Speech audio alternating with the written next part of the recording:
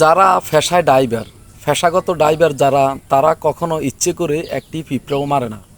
যদিও কোনো ভুলবশতে একটা দুর্ঘটনা হয়ে যায় বা একটা অ্যাক্সিডেন্ট হয়ে যায়, সেটি কিছু কিছু সময় একজন চালকের ভুলের কারণে হতে পারে, আবার কিছু কিছু সময় যে পথচারী পারাপার হচ্ছে বা সামনের থেকে যে গাড়িটি আসতেছে ওই গাড়িটির ভুলের কারণেও হতে পারে বা অসতর্কতামূলকের কারণেও হতে পারে। আমি যদিও হাজার সতর্ক থাকি, যদি কেউ এসে আমার উপরে পড়ে তাহলে সেই দোষটি তো আর আমার না।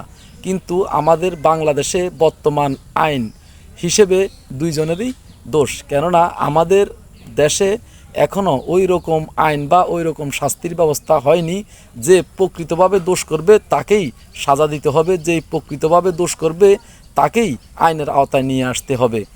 যদি কখনো এমন আইন হয় তাহলে হয়তো আমাদের দেশের অনেক ড্রাইভার যারা সব সময় সচেতন থাকে, সতর্ক থাকে, এরা আইনের সাজা থেকে মুক্তি পাবে এবং তারা শাস্তি থেকে দূরে থাকতে পারবে।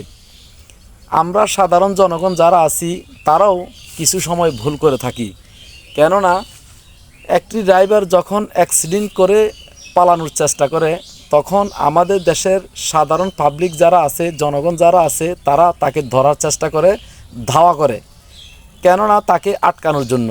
আরে ভাই, তাকে আটকিয়ে কি হবে? তাকে হয়তো আপনি আটকিয়ে একটা ঘন মাইর দিবেন বা একটা ধোলাই দিবেন, এই মায়েরটুকু আর এই ঘন ধোলাইটুকু তার সারা জীবনের জন্য একটি জখম হয়ে যেতে পারে, তার লাইফটি নষ্ট হয়ে যেতে পারে। তাকে মেরে কি হবে? সে তো ইচ্ছে করে আর অ্যাক্সিডেন্ট করেনি, সে তো ইচ্ছে করে আর কোনো দুর্ঘটনা করেনি, সে তো ইচ্ছে করে কারো গায়ের উপরে বা কোনো কিছুর উপরে গাড়িটি চালিয়ে উঠিয়ে দেয়নি। হয়তো ড্রাইভার ভাইদেরও সময় সময় কিছু ভুল থাকে, যারা নেশা করে বা নেশাগ্রস্ত থাকে এরা, আমি মনে করি আপনি নেশাগ্রস্ত থেকে বা নেশা করে কখনো ড্রাইভ করবেন না, কখনো গাড়ি চালাবেন না। আপনার একটু ভুলের কারণে অন্য একটি প্রাণ চলে যেতে পারে, অন্য একটি পরিবার ধ্বংস হয়ে যেতে পারে। আপনি চেষ্টা করবেন সব সময় সচেতন থাকার জন্য, সব সময় নিরাপদে থাকার জন্য, অন্যদেরকে নিরাপদ রাখার জন্য। এটি হচ্ছে একটি প্রকৃত ড্রাইভারের মূল নিয়ম এবং নীতি।